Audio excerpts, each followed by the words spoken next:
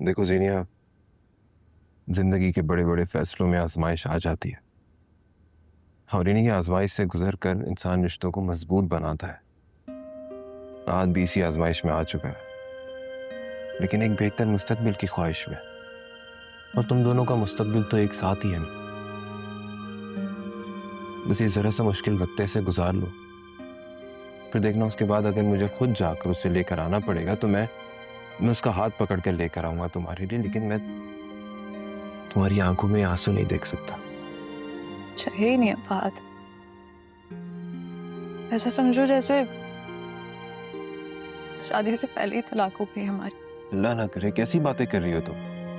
ऐसी बातें मुंह से थोड़ी निकालते हैं। और ये रिश्ते कोई मजाक नहीं होते हैं, समझो जिंदगी का एक उन्वान होते हैं और इन्हीं के मुताबिक जिंदगी आगे बढ़ती है।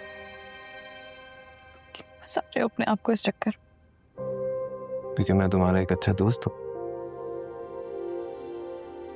ये दोस्ती तुम्हारे चचा चची के एहसानात से ज्यादा भारी पड़ेगी तो मत करो। तुम्हारी दोस्ती का बोझ चचा चची के एहसानात के बोझ से कई ज्यादा बढ़कर है और मैं ये बोझ जिंदगी पर उठाए रखना चाहता हूँ।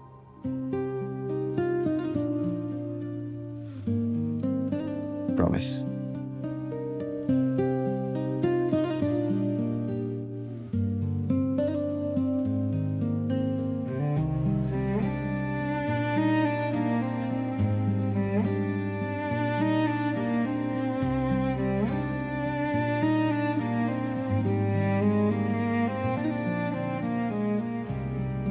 वो हफ्सा ने एक दो बार ऐसी वैसी बात कह दी थी, इसलिए जमाल डर रहा था।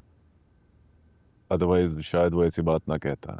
मैंने ऐसा कुछ नहीं कहा था, सिर्फ पूछा था मैंने उनसे। अगर उनको उसका कुछ गलत मतलब निकालना है तो उनकी मर्जी है। पूछने में और अदालत लगाने में बहुत फर्क होता है अफसा। और तुम्हारी बात से फहद भी बहुत हर्ट हुआ है। तुम्हारे लिए बेहतर ये होगा कि अपने घर पर फोकस करो। आप ये कहना चाह रहे हैं कि मैं यहाँ आना छोड़ दूँ? ठीक है, नहीं आऊंगी। ये मेरे घर में होता क्या जा रहा है? क्यों तमाशा बना रहे हो तुम? बस मुझे ही कहें आप, अपने बेटे को आप कुछ नहीं कह सकती। देख रही नहीं वो किस तरह मुझसे बात कर रहा है? और आयला तुम बताओ, मैंने जीनिया से ऐसा क्या कह दिया था जो फहद और साहब दोनों मुझसे नफरत करने लग गए? इस मामले में तुम्हें आयला को घसीटने की क्या जरूरत है? मैं तुम्हारा बड़ा भाई हूँ, तुम्हें कुछ भी नहीं कह सकता क्या मैं? बस बस, शादी डिले होने का इल्जाम भी मेरे ऊपर ही लग रहा है। बड़े भाई हैं आप मेरे। वाह। कोई किसी पे इल्जाम नहीं लगा रहा है। अल्लाह के यहाँ जो दिन मुकर्रर है उसे कोई नहीं बदल सकता। आयला, तुम ऐसा करो कि कुछ दिन के लिए अम्मी की तरफ चले जाओ।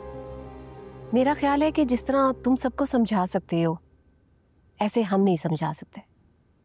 जी ठीक है, जैसे आपको ठीक लगे, लेकिन इस बात पर आप लोगों को इतना परेशान नहीं होना चाहिए। हो सकता है इस काम में अल्लाह की कोई मसले है तो।